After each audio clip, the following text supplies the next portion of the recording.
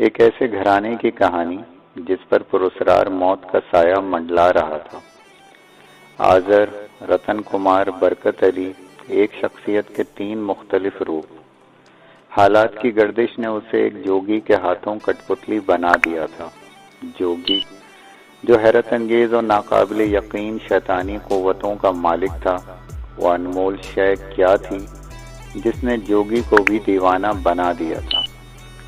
कुफ्र और ईमान के दरमियान जन्म लेने वाली एक पुरस्कार कहानी। वो काली ताकतों के नशे में चूर बलवान बनने चला था। उसने मौत को सामने देखकर अपना दीन और ईमान जोगी के हाथ बेच दिया था। नंगा मलंग कौन था, कहां से आया, महान बनने की ख्वाहिश उसे ले डूबी थी। अगर आपने इस कहानी को शुरू से नहीं सुना तो डिस्क्रिप्शन में इस कहानी की पहली किस्त का लिंक आपको मिल जाएगा। आइए चलते हैं कहानी की अगली किस्त की तरफ। धीरज बालक धीरज। सीताराम ने फिर मुझे डालने की कोशिश की। इतनी जल्दी क्या है, जब तू जानता है कि तेरे सिवा उस खजाने को कोई दूसरा मनुष्य हासिल नहीं कर सकता, तो फिर समय का इंतजार कर ले। जब वो तेरे हाथ लगेगी तो जी भर कर देख लेना। और इसके बाद क्या होगा? मैंने संजीदगी से उसकी आंखों में झांका। तू अपनी मनमानी करने के लिए आजाद होगा। जोगी ने गोल मोल जवाब दिया। तू चाहे तो अपना रास्ता अलग भी कर सकता है, और वो चीज तू जोगी सीताराम से समझौता कर चुका है, इसलिए उस चीज पर मेरा अधिकार होगा। सीताराम ने संजीदगी से जवाब दिया। और अगर उस वक्त मैं तुम्हारी बात मानने से इनकार कर दूं तो? रतन कुमार। जोगी सीताराम का चेहरा तमतमाने लगा। मुट्ठियां भींचकर कर्क लहजे में बोला, इस बात को अपने मन से खुरच कर निकाल दे मूर्ख। तू जोगी सीताराम से कभी जुल्बाजी ना कर सकेगा। जिस दिन तेरे मन में कोई खोट आया, वो दिन तेरे जीवन का सबसे मनहूस दिन साबित होगा। सीताराम की बात सुनकर मेरे तेवर खतरनाक हो गए। मेरी उंगलियों में खुजली शुरू हो गई। मैंने सोचा, क्यों ना सीताराम को अपने रास्ते से हमेशा के लिए हटा दूं। उसने अगर मेरी जिंदगी बर्बाद कर दी थी तो फिर मुझे भी उसे मारने का हक हासिल था। मैंने अभी दिल में ये सोचा ही था कि दुर्गा की आवाज मेरे कानों में गूंजी, संभलो रतन कुमार, तुम बहक रहे हो, कहीं ऐसा ना हो कि तुम्हें पछताना पड़े। दुर्गा ने तंबी की। मैं चाहूं तो तुम्हारी सारी शक्ति वापस लेकर तुम्हें सीताराम के चरणों में डाल सकती हूँ। नहीं देवी नहीं, मैंने तेजी से कहा। मैं भटक गया था। दोबारा ऐसी भूल कभी ना करना, वरना हाथ मलते रह जाओगे। इस बार मैं तुम्हें क्षमा कर रही हूँ, परंतु दूसरी बार अगर तुम्हारे मन में हमारे सेवक की तरफ से कोई ऐसा ध्यान भी आया तो विष्णु देवता का श्राप तुम्हें ऐसा कष्ट देगा कि सारा जीवन भोगते रहोगे। अब ऐसा कभी नहीं होगा देवी, मैं तेरी बात याद रखूंगा। मेरे अंदर टूट फूट शुरू हो गई। मैं किसी महल की भूल भुलैयों में कैद कर दिया गया था, जहां से बज़ाहिर नकासी का कोई रास्ता नजर नहीं आ रहा था। दुर्गा ने मुझे विष्णु महाराज के जाप के लिए उकसाया था। उस वक्त मेरे जहन में यही ख्याल आया था कि देवी मुझ पर मेहरबान हो गई है, लेकिन शायद वो मेरी खुशफहमी थी। ये दुरुस्त है कि इस जाप को करने के बाद मैं नाकाबिले यकीन, हैरत अंगेज और पुरस्कार कुव्वतों का मालिक बन गया था, लेकिन ये तमाम शैतानी कुव्वतें भी मुझे जोगी सीताराम से निजात नहीं दिला सकती थी। मुझे हर कीमत पर उसकी बातों पर अमल करना लाजिम था। मेरे जहन में आंधियां चलने लगी। घुटन का एहसास शिद्दत इख्तियार करने लगा। जोगी सीताराम के हतक आमेज जुमले मेरे जहन में सदाए बाज़गश्त बनकर चकरा रहे थे। उसने बड़ी हकारत से मेरी तौहीन की थी, मेरी बेबसी का मजाक उड़ाया था, धमकी दी थी कि मैं उसके सामने सर उठाने की गलती ना करूं। मैं खून के घूंट पीकर रहा था। विष्णु महाराज के जाप ने मुझे उसके मुकाबले में ज्यादा ताकतवर बना दिया था, लेकिन मैं उसके खिलाफ ताकत का इस्तेमाल नहीं कर सकता था। वरना देवी देवताओं का अताप मुझे अजियतनाक हालात से दो चार कर देता। दुर्गा ने यही कहा था। कहाँ खो गया है बालक? सीताराम ने मेरी खामोशी को महसूस करते हुए कदरे नर्म लहजा इख्तियार किया। क्या अभी तक गुरु को नीचा दिखाने का कोई रास्ता तलाश कर रहा है?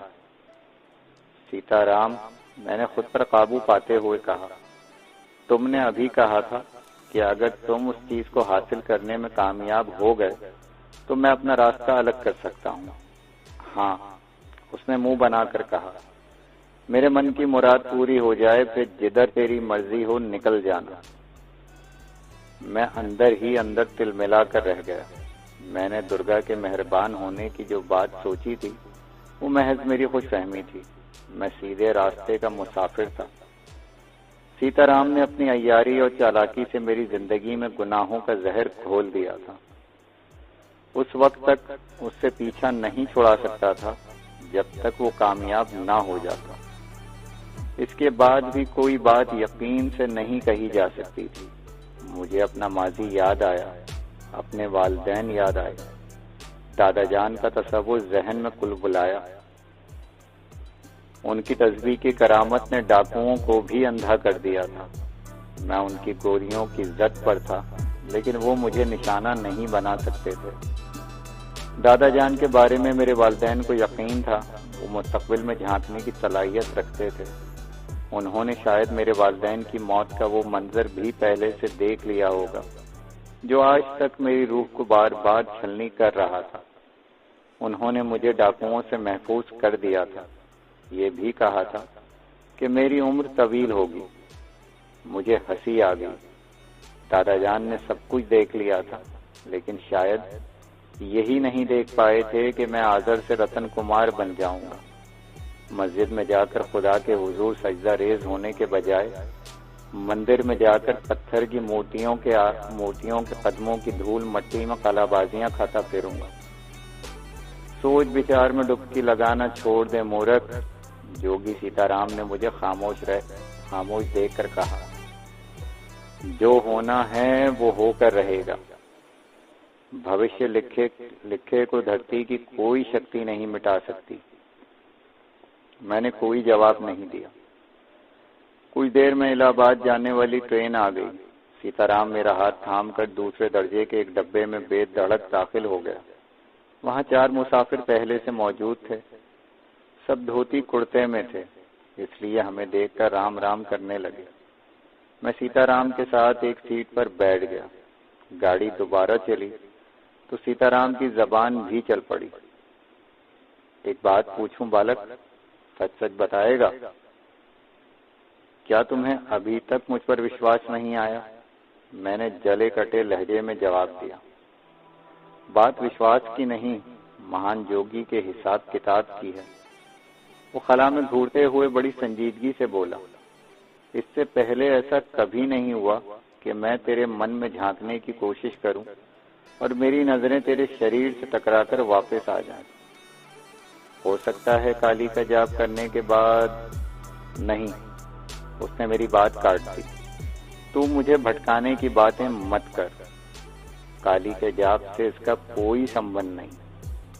और क्या बात हो सकती है? मैंने उसे उलझता देखकर हैरत का इजहार किया। कहीं न कहीं दरमियान में एक कड़ी गुम हो गई है, मैं उसी की खोज रहा हूँ।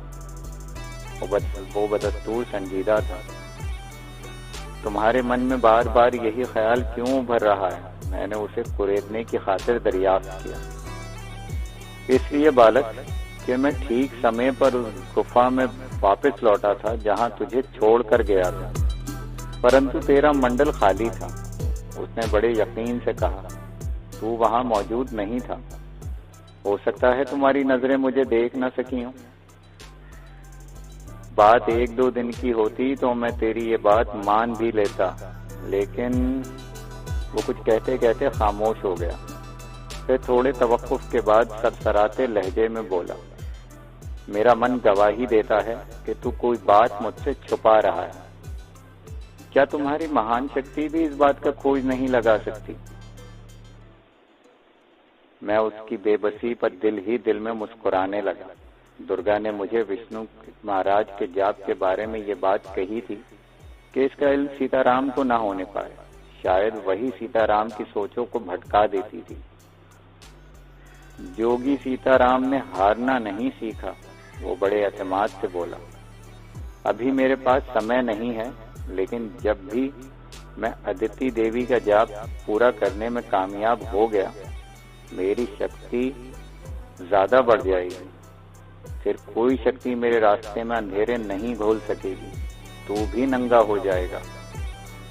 हो सकता है तुमसे दिनों के हिसाब में कोई भूल चूक हो गई हो, वरना मैं उसी मंडल में था जहां तुम छोड़कर गए थे। मैंने बड़ी मासूमियत से उसे धोखा देने की कोशिश की। जवाब में सीताराम ने मुझे गहरी नजरों से घूरा, फिर आंखें बंद करके थोड़ी सीने पर टिका दी। शायद किसी जंतर मंतर में गर्क हो गया था। मैंने भी नशिश की पुष्ट से टेक लगाकर आंखें मूंद ली।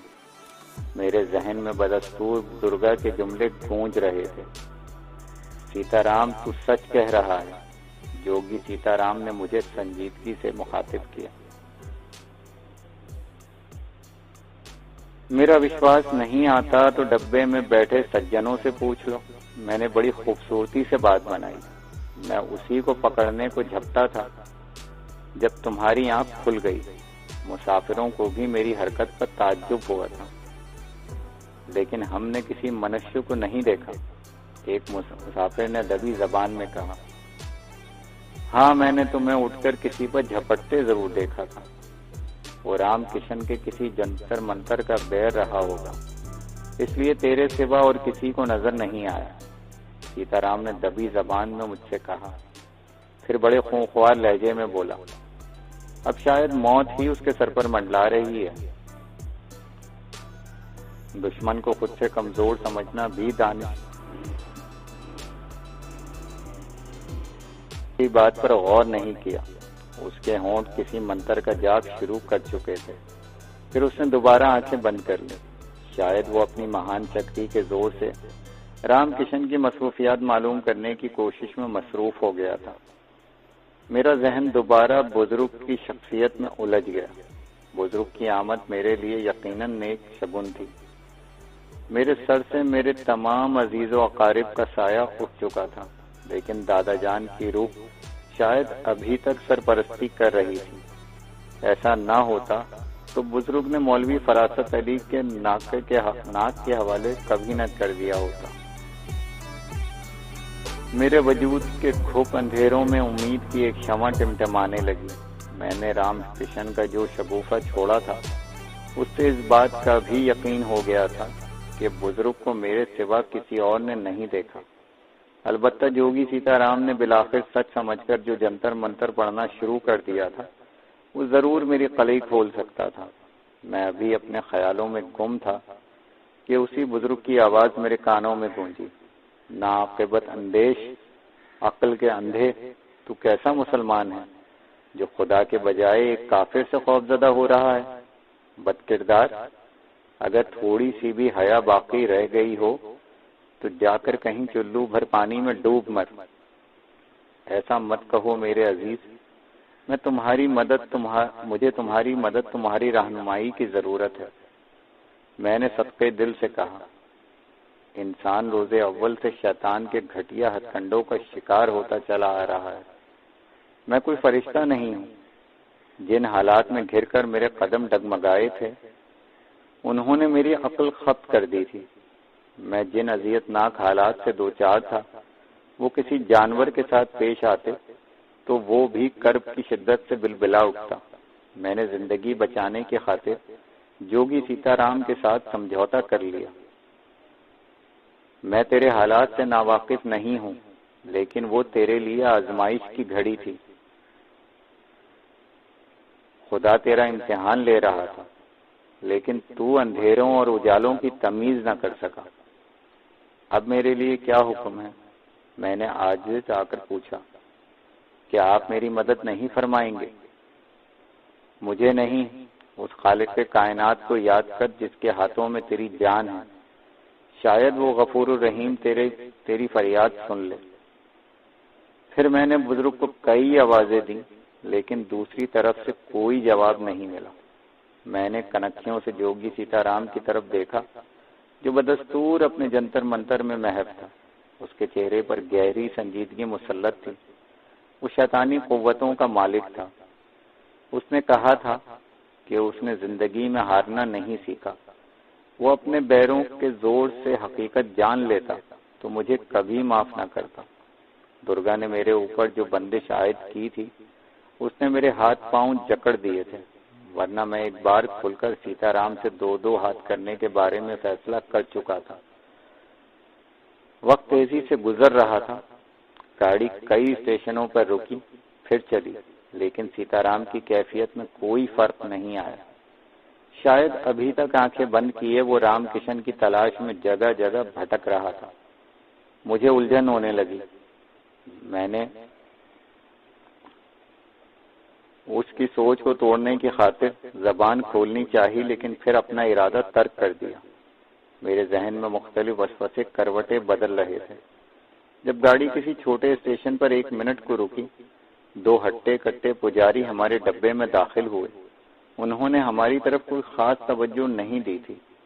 यूं ही एक सरसरी नजर से तमाम मुसाफिरों का जायजा लेने के बाद खामोशी से एक कोने में जाकर बैठ गए थे। उनके जिस्मों पर गेरुए रंग का लिबास था। सर पर भी उसी रंग का कपड़ा लपेट रखा था। सीनों पर चंद मालाएं थीं। गले में कई छोटी बड़ी मालाएं झूल रही थीं। दोनों के हाथों में पीतल की लुटिया मौजूद थी और कोई सामान नहीं था। गाड़ी दोबारा चल पड़ी। सीताराम की हालत में कोई फर्क नहीं आया। मेरे अंदर उथल पुथल जारी थी, जब अचानक सीताराम ने चौंक कर आंखें खोल दी। उसकी आंखें दहकते अंगारों की तरह शोले उगल रही थी। उसने आंखें खोलने के बाद दोनों पुजारियों की तरफ मशकूक अंदाज में घूरना शुरू कर दिया। उसकी पलकें नहीं झपक रही थी। वो टिकटिकी बांधे इन दोनों को मुस्तकिल देखे जा रहा था। वो अपनी बातों में मसरूफ थे। मेरा दिल धड़कने लगा। मेरे जहन में बार बार एक ख्याल उभर रहा था कि कुछ न कुछ होने वाला है। दूसरे मुसाफिरों की तवज्जो भी आहिस्ता आहिस्ता सीताराम की जानिब मबजूल होने लगी, जिसके तेवर बतदरीज खतरनाक हो रहे थे। क्या बात है गुरु? मैंने दबी जबान में उसे मुखातिब किया। क्या सोच रहे हो? उसने मेरी बात का जवाब नहीं दिया। उसका अंदाज बता रहा था जैसे उसने सिरे से मेरी बात सुनी ही ना हो। फिर एक लम्हे बाद उसने कर्क आवाज में सबको चौंका दिया। वो दराज कद पुजारी से मुखातिब हुआ था। तेरा नाम रघुवीर है ना? हाँ महाराज। दराज कद पुजारी ने चौंक कर सीताराम को देखा, फिर हाथ बांध कर बोला, तुमने कैसे जान लिया? मैंने तो तुम्हें आज पहली बार देखा है। और तू? सीताराम की नजरें पिस्ता कद पुजारी की चेहरे की जानिब जम गईं। तू राम अवतार है। तुमने ठीक पहचाना महाराज। राम अवतार ने भी हैरत का इजहार किया। पर तुम कौन हो? मैं, सीताराम ने हकारत का इजहार किया। मैं जोगी सीताराम हूँ, जिसके लिए तुम दोनों को भेजा गया है। हम समझे नहीं महाराज, रघुवीर ने हैरत से कहा। हम दोनों तो तीर्थ यात्रा के लिए हरिद्वार जा रहे हैं। सीताराम की आंखों में धूल झोंकने की कोशिश कर रहा है दोस्त। जोगी सांप की तरह बल खाकर बोला, मैंने तुम दोनों के मन का भेद जान लिया है। तुम दोनों भाड़े के टट्टू हो। पंडित रामकिशन ने तुम्हें मेरे मुकाबले पर भेजकर बड़ी भूल की है। पंडित रामकिशन? दोनों ने चौंक कर कहा। हम इस नाम के किसी पंडित से जानकारी नहीं रखते। तुमको हमें पहचानने में कोई भूल हो रही है। क्या तू राजपुर का वासी नहीं है? सीताराम ने पूरे वसूख से कहा।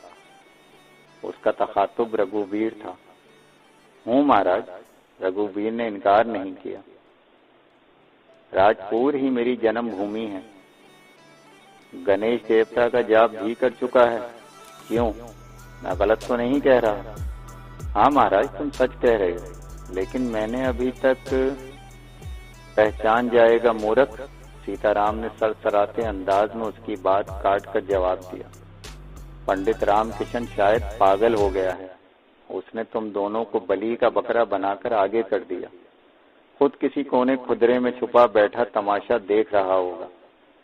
वो दोनों पुजारी एक बार फिर रामकिशन का नाम सुनकर ताज्जुब और अपनी लाइल्मी का इजहार करने लगे। उनके चेहरे के तासुरात बता रहे थे कि वो गलत बयानी से काम नहीं ले रहे। लेकिन मेरे अलावा डब्बे में बैठे दूसरे मुसाफिर भी अपनी अपनी जगह कसमसाने लगे। अगले स्टेशन पर अपनी मनहूस शक्लें लेकर उतर जाना, इसी में तुम्हारी मुक्ति है, सीताराम ने गरज कर कहा। जाते जाते मेरे चरण छूकर क्षमा की भिक्षा मांगना भी याद रखना। सुन रहे हो कंजरों, जोगी सीताराम तुम्हें क्या हुक्म दे रहा है? तुम, रघुवीर सीना तान कर बोला, तुम हमारा अपमान कर रहे हो जोगी महाराज। हम वो नहीं हैं जो तुम समझ रहे हो। रामकिशन ने भी मुझे समझने में भूल की है। सीताराम उठ खड़ा हुआ। मैं अब तक उसे ढील देता रहा तो उसका कोई कारण भी था, परंतु अब समय आ गया है कि मैं उसे आटे दाल का भाव बता सकूं। तुम्हारी बातें हमारी समझ में, राम अवतार ने बोरा सा मुंह बनाकर कुछ कहना चाहा, लेकिन सीताराम आपे से बाहर हो गया। चुप हो जा मूर्ख, जबान को तालू से लगा कर रख, नहीं तो ऐसा शाप दूंगा कि सारा जीवन कांटों पर लौटता रहेगा। वो दोनों एक साथ ही उठ खड़े हुए। उनके चेहरों पर भी जवान खून की सुर्खी फैलने लगी। बस जोगी महाराज बस, रघुवीर ने हाथ उठाकर सर्द आवाज में कहा। अगर तुम बलवान हो तो हमने भी कांच के कंचे नहीं खेले हैं। पंजा लड़ाएगा जोगी सीताराम से? सीताराम ने खौफनाक अंदाज तैयार किया। बात बढ़ाने की कोशिश तुमने की है। राम अवतार बल खाने लगा। अपनी भूल मानने के बजाय तुम गटर की गंदगी की तरह उबलते चले जा रहे हो। फिर उसने सीने पर हाथ मारकर बड़े जोशीले अंदाज में कहा, हमने भी हाथों में चूड़ियां नहीं पहन रखी हैं। तू भी चहकने लगा पूर्णे, जबान को लगाम दो महाशय। रघुवीर आंखें निकाल कर बोला, बहुत हो चुका। जवाब में ज्योति सीताराम ने कोई मंत्र पढ़कर फूंक मारी तो राम अवतार दरमियान में आ गया। लेकिन उस पर जो गुजरी उसे देखकर सभी आंखें हैरत से खुली की खुली रह गई। वो चीख मार कर नीचे गिरा था, फिर उसके मुंह से खून भल भल उबलने लगा। रघुवीर ने अपने साथी का अंजाम देखा तो वो इंतकाम लेने की खातिर कुछ पढ़ने लगा, लेकिन सीताराम ने अपना सीधा पांव फर्श पर मारा तो वो भी तवाजुन बरकरार ना रख सका। मेरे जहन में खलबली शुरू हो गई। मुझे यकीन था कि वो दोनों बेकसूर थे। सीताराम ने यकीनन उन्हें पहचानने में गलती की थी। राम अवतार फर्श पर पड़ा पछाड़े खा रहा था। रघुवीर ने गिरकर दोबारा उठने की कोशिश की तो सीताराम ने अपना सीधा हाथ फिजा में बुलंद किया। मेरे आसाब चटकने लगे। मैंने पल भर में एक फैसला कर लिया। मेरी बाएं हाथ की तीसरी उंगली हरकत में आ गई। मैंने विष्णु महाराज का नाम लेकर दिल ही दिल में सोचा, अगर रघुवीर और राम अवतार बेकसूर हैं तो जोगी सीताराम इनको कोई नुकसान ना पहुंचा सके। फिर वही हुआ जो मैंने सोचा था। गाड़ी ने एक जोर का झटका लिया और सीताराम अपना तवाजुन बरकरार ना रख सका। लड़खड़ाकर एक नशिस्त पर गिरा, फिर दोबारा उठा तो उसके अलावा दूसरे मुसाफिरों की आंखें भी फटी की फटी रह गईं। रघुवीर और राम अवतार का वजूद कहीं दूर दूर तक मौजूद नहीं था। रतन कुमार, जोगी सीताराम हलक के बल चीखा, इन्हें रोकने की कोशिश कर, बचकर न जाने पाए। ये कैसे हो गया गुरु? मैंने हैरत का इजहार किया। वो दुष्ट पापी हराम का जना पंडित रामकिशन उन्हें बचा ले गया। सीताराम के मुंह से गालियां उबलने लगी। वो जो कुछ उसके मंत्र के बैरों ने कमाल किया है, अब क्या होगा? मैंने पूछा। वही होगा जो सीताराम चाहेगा। अब रामकिशन के दिन गिने जा चुके हैं। उसने मेरी महान शक्ति का अंदाजा लगा लिया होगा। मैं देखता हूँ अब वो क्या चाल चलेगा। जोगी सीताराम ने अपनी नशिस्त पर बैठकर दोबारा आंखें बंद कर ली। उसके होंठ तेजी से हरकत करने लगे। वो फिर रामकिशन की तलाश में गुम हो गया। मैं बड़ी संजीदगी से गौर कर रहा था कि मेरी एक फर्जी बात को हकीकत का रंग देने में किसका हाथ शामिल था। क्या बुजुर्ग ने मेरा भरम कायम रखने की खातिर राम अवतार और रघुवीर को वक्ती तौर पर हमारा हमसफर बना दिया था, या दुर्गा देवी को फिर मेरी किसी और अदा पर प्यार आ गया था।